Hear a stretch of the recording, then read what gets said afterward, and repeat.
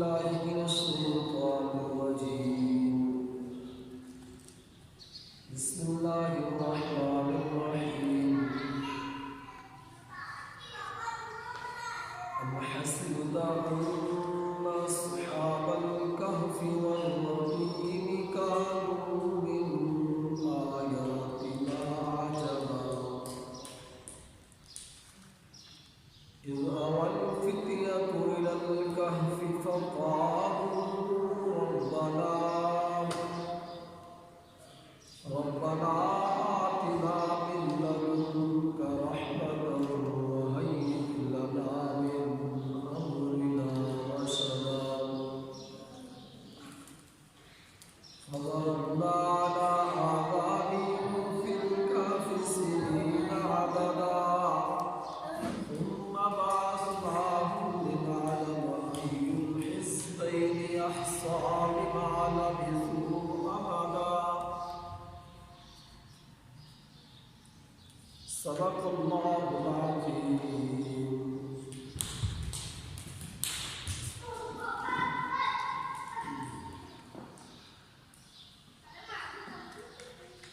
یہاں سے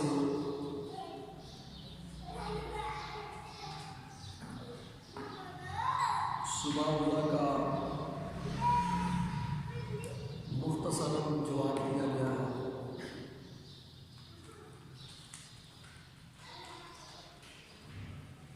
مشرکوں کا یہ پہلا اور بڑا شبہ تھا. وہ کہتے تھے جی اصحاب کہف کو اللہ نے کچھ اختیارات سونپ دیے تھے.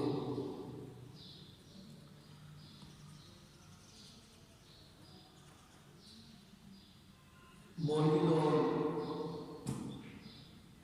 اور ان کے جو تھاکر تھے، پادری تھے، علماء سو، وہ کانفرنسیں کرتے اور اس میں اصحاب کہف کا واقعہ کچھ یوں بیان کرتے جی اللہ نے اصحاب کہف کو بڑا اختیار دیا ہے. دیکھو جی وہ 300 سال سے بھی اوپر بغیر کسی سہارے کے، بغیر کھانے پینے کے 300 سال تک سوتے رہے. اور پھر سورج کی روشنی کرن کی مجال نہیں تھی کہ ان کے اوپر پڑے. پتہ چلتا ہے کہ اللہ نے ان کو بڑا اختیار دیا تھا. اس طرح کا واقعہ بیان کرتے ہیں، لوگوں کو ان کی بڑائی بیان کرتے ہیں، ان کی فضیلت، کہ لوگوں کو یوں محسوس ہوتا، یوں لگتا کہ واقعی اللہ نے ان کو اختیارات دیا تھا. اللہ نے پہلے مختصر جواب دیا اور پھر اس کے بعد اس کا تفصیلاً جواب دیا. فرمایا مشرکو آؤ ہم تمہیں اصحاب کہف کا واقعہ سناتے ہیں، ان کی جو تفصیلات ہیں ان سے ہم تمہیں آگاہ کرتے ہیں. فرمایا کہ یہاں اللہ نے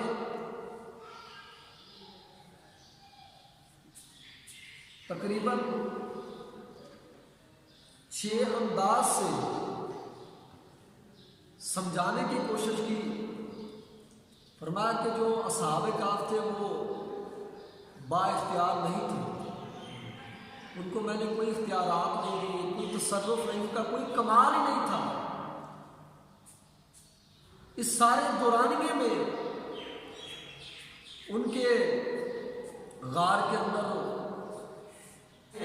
سستانے سے لے کر ان کے بیدار ہونے تک، اور پھر ان کا ایک آدمی بازار میں بیچنے تک، یہ سب کچھ ان میں اس تمام واقعے میں ان کا کوئی کمال نہیں تھا. یہ سارا کس کا کمال تھا؟ اللہ کا کمال. پہلا فرمایا ام حسبت ان اصحاب الکہف والرقیم کانوا من آیاتنا دو عجبا. یہ دوسرا انداز ہے. اذ اوى الفتية 3 فقالوا ربنا آتنا 4 یہ چوتھا انداز ہے. من لدنك رحمة وهيئ لنا من أمرنا رشدا فضربنا على آذانهم في الكهف سنين عددا. یہ چوتھا. ثم بعثناهم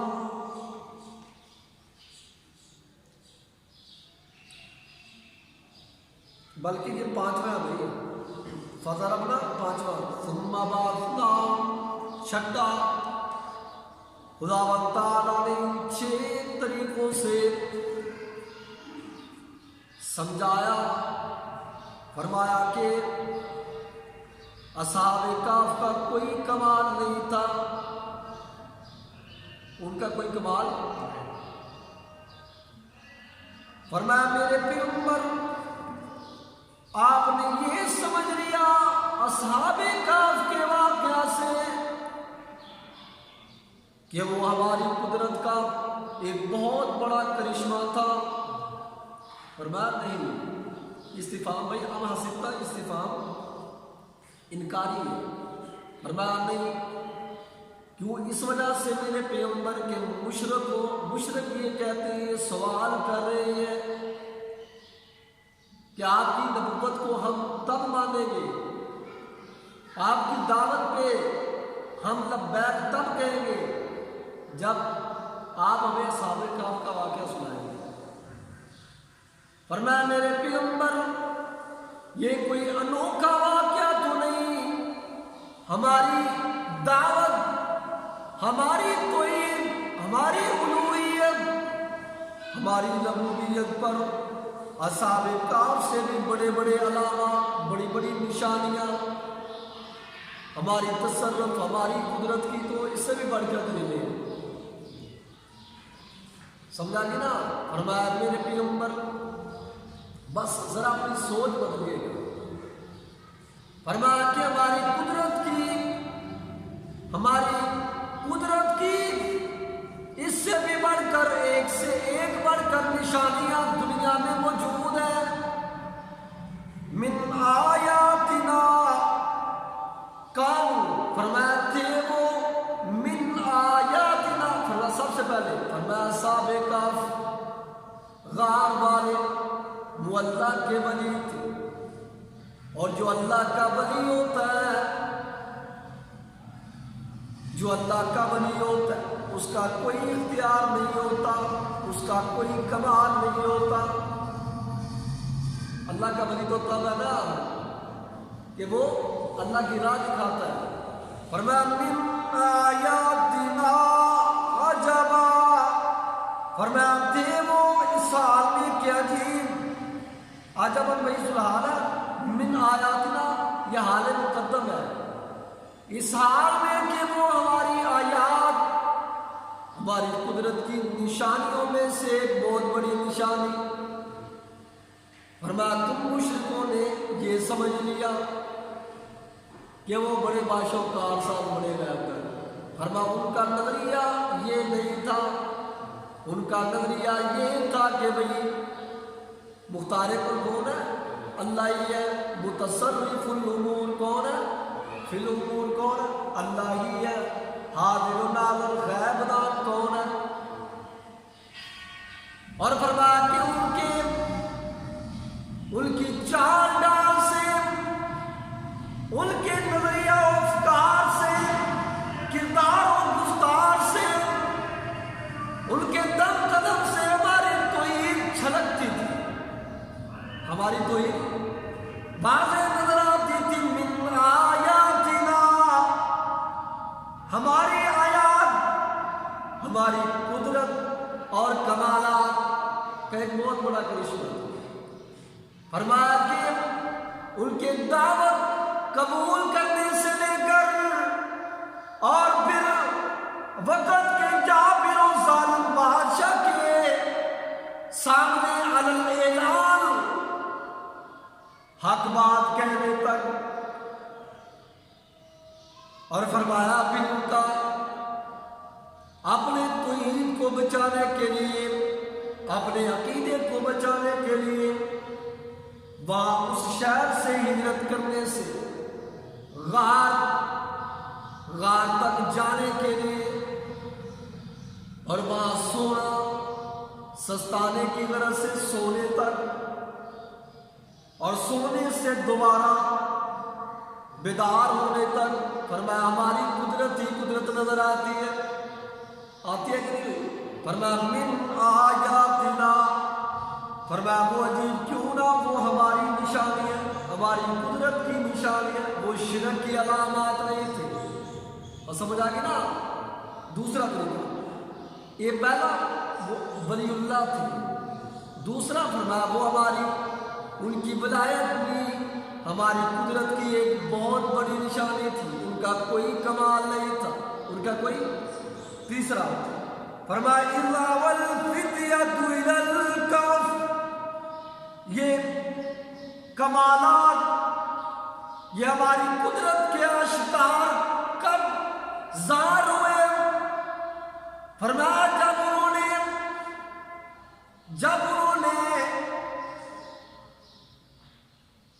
منگل کو چھوڑ کر جنگل کا رخ کیا، دربار کو چھوڑ کر ایک غار کی طرف بنا لی، سمجھا گی نا؟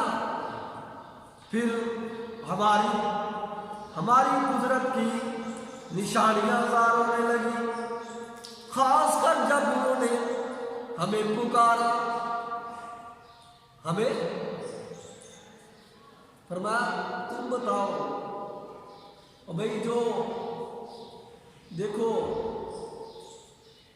اپنا ایمان بچانے کے لیے، اپنی جان بچانے کے لیے، بالخصوص ایمان بچانے کے لیے وہ شہر کو چھوڑ کر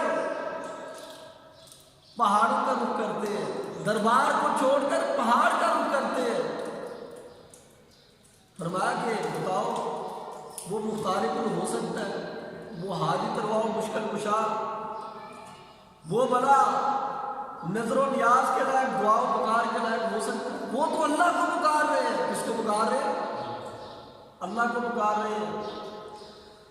فرمایا جب چند نوجوانوں نے الفتیا ایک غار کی طرف اپنے ایمان بچانے کے لیے، جان بچانے کے لیے پناہ لی، فقالوا ربنا، غار میں پہنچ کر وہ سستانے کی غرض سے ابھی لیٹے ہی تھے، سب سے پہلے دعائیں کرنے لگے، خدایا تو ہی ہمارا سہارا ہے، تیرے سوا ہمارا کوئی حاجت روا نہیں، کوئی مشکل کشا نہیں، ہماری کوئی جائے پناہ نہیں۔ آتنا، نمبر 4، انہوں نے بھائی کس کو پکارا ہے؟ اللہ کو پکارا ہے۔ فرمایا جو بالکل مشکل اور آڑے وقت میں اللہ کو پکارے، وہ بلا مشکل کشا کیسے ہو سکتا ہے؟ وہ بلا حاجت روا، اور بھائی جس پر مشکلیں آئیں، جس پر تکلیفیں آئیں، مصیبتیں آئیں، وہ حاجت روا مشکل کشا نہیں ہوتا۔ انہوں نے یہ دعا کی، آتنا من لدنک رحمہ، اے خدایا اب ہم تیرے ہی رحمت کے طلبگار ہیں، اگر تیری رحمت شامل آئی تو دنیا کی کوئی طاقت ہمارا پار بھی بیدہ نہیں کر سکتی، اس وجہ سے ہم تیرے ہی در کے سائے، اے خدا ہمیں اپنی خصوصی رحمت سے نواز، وَهَيِّئْ لَنَا مِنْ أَمْرِنَا رَشَدًا۔ اور اے خدا ہمیں اس وقت سب سے زیادہ تیری رہنمائی کی ضرورت ہے، تیری رہنمائی کی ضرورت ہے۔ ہجرت ہم نے کر لی ہے، ہم نے اپنا گھر بار چھوڑ دیا، دربار چھوڑ دیا، ایک غار تک آ گئے۔ آگے خدا ہمیں کسی اچھی منزل پہ پہنچانا، کسی اچھی منزل پہ۔ وَهَيِّئْ لَنَا مِنْ أَمْرِنَا رَشَدًا، اور ہمیں ہماری رہنمائی کرنا اس حال میں کہ وہ رہنمائی من امرنا ہمارے اس معاملہ میں، اس معاملہ ہجرت میں ہو، اس معاملہ ہجرت میں ہو۔ اب بھائی جو مشکل میں ہے اور تکلیف کے عالم میں اللہ کو پکارے، یہ نبی، یہ بلیوں کا مشن ہے، یہ بلیوں کا سبق ہے، یہ بلیوں کا درس ہے۔ فرمایا تم مولویوں کیا درس دے رہے ہو؟ تمہارا نظریہ و عقیدہ ان کے بالکل سراسر خلاف ہے۔ تمہاری سوچ اور ان کی سوچ میں زمین و آسمان کا فاصلہ ہے۔ فرمایا وہ تو اللہ کو پکارے کو سمجھنے والے، اللہ ہی کو پکارنے والے، اور تم کس کو پکار رہے ہو؟ سمجھ آ گئی نا؟ شیخ عبد القادر جیلانی، مجدد الفسانی اور پیران پیر حضرت عثمان اجمیری، خواجہ عثمان اجمیری، جتنے بھی بزرگان دین ہیں وہ ہمارے، وہ مذہب اسلام کی پیروکار تھے، وہ سنت مصطفیٰ کی پیروکار تھے۔ اور یہ جو آج کل مجادل گداگر ان کی قبروں پر، ان کے آستانوں پہ بیٹھے ہوئے ہیں، وہ کس کے پیروکار ہیں؟ وہ کس کے نقش قدم پہ چلتے ہیں؟ ان کی اور ان کی سوچ میں زمین و آسمان کا فرق ہے۔ نہ ان کی شکل ملتی ہے ان کے ساتھ، نہ ان کی عقل ملتی ہے، نہ ان کی سیرت ملتی ہے ان کے ساتھ، نہ ہی صورت ملتی ہے۔ یہ بنا ان کے کیسے خلیفہ ہو سکتے ہیں؟ فرمایا کہ ان کو تم حاجی دربار سمجھنے والے اصحاب کہف، بھلا سب سے پہلے اپنی عقل کو تو ان کے مطابق کرو، اپنی سوچ کو، اپنی فکر، اپنی نظر کو، سمجھا گیا نا، اپنی سیرت کو۔ تمہاری سیرت ہی ان کے ساتھ نہیں ملتی، تمہاری صورت ہی نہیں ملتی، تم بھلا کیسے ان کی بات کرتے ہو؟ نمبر 5، فَضَرَبْنَا عَلَىٰ آذَانِهِمْ فِي الْكَهْفِ سِنِينَ عَدَدًا۔ فرمایا جب وہ غار پہ پہنچے، سستانے کی غرض سے لیٹے ہیں، چلو یہاں کچھ دیر آرام کر لیتے ہیں۔ فرمایا جب وہ سستانے کی غرض سے لیٹتے ہیں، ان کو کیا پتا کہ ہم یہاں صرف آدھا دن یا ایک رات سوئے۔ فرمایا جب جو ہی وہ لیٹتے ہیں، فرمایا ان پر ہم نے نیندیں مسلسل طاری کر دی، نیندیں۔ فرمایا کہ بھائی اتنی سوچنے والی بات ہے، بھائی یہ عقل کی بات، کوئی اتنی دیر سوچ سکتا ہے بندہ؟ ایک رات، 2 رات، 300 سال تک، 300 سال سے بھی زیادہ وہ سوچتے رہے۔ یہ ان کا کوئی کمال ہے؟ ان کو سلانے والا کون تھا؟ فرمایا فَضَرَبْنَا عَلَىٰ آذَانِهِمْ فِي الْكَهْفِ سِنِينَ عَدَدًا۔ فرمایا ہم نے ان کے کانوں پہ تھپکیاں دے، فَضَرَبْنَا، ہم نے ان کے کانوں پہ تھپکیاں دی، غار کے اندر عَدَدَ سِنِین، کئی سال، 1 سال بھی نہیں، فرمایا کئی 100 سال تک وہ سوتے رہے۔ یہ کس کا کمال تھا بھائی؟ اللہ ہی کا کمال تھا. فرمایا ثم بعثناہم، پھر چھٹا کمال فرمایا کہ پھر 300 سال کے بعد ان کو اٹھنے کا بھی اختیار نہیں تھا. سلایا بھی ہم نے، اٹھایا بھی ہم نے، اور بٹھایا بھی ہم نے، اور پھر آپس میں جو انہوں نے کینوں کال کی، جو سوال و جواب کیے، فرمایا وہ بھی ہم ہی نے کرائے. ان کو تو یہ بھی نہیں پتا کہ ہم کتنی دیر اس غار کے اندر ٹھہرے، کتنی دیر سستا ہے، کتنی دیر سوئے. فرمایا ہم نے ان کو اٹھایا. کیوں اٹھایا؟ للنظارہ، تاکہ ہم ظاہر کر دیں دنیا والوں کے آگے، یہ اپنی قدرت کا واقعہ بھی رکھے، اپنے کمال کا اظہار کریں. ای الحزبین احصیٰ لما لبثوا امدا، کہ ان دو جماعتوں میں سے، وہ ایک سوال کرنے والی دوسرے جواب ہے کہ ان میں سے کس نے اپنے سونے کی مدت کو زیادہ دیر یاد رکھا ہے. فرمایا ان کو تو یہ بھی نہیں پتا کہ ہم اس غار کے اندر کتنی دیر سوئے ہیں. کتنی دیر؟ ایک سوال کرتا ہے اور بھائی آپ کتنی دیر سوئے ہیں؟ باقی دن کہتے ہیں بھائی یہی کوئی دن یا آدھا دن. باقی دن کہتے ہیں چھوڑو یار بھوک بڑی لگی ہوئی ہے، چھوڑو اس بات کو، بھوک میں کوئی کھانا کھنا لا. کھانا پتہ چلا سو کر اٹھنے کے بعد بھوک لگتی ہے، سو کر اٹھنے کے بعد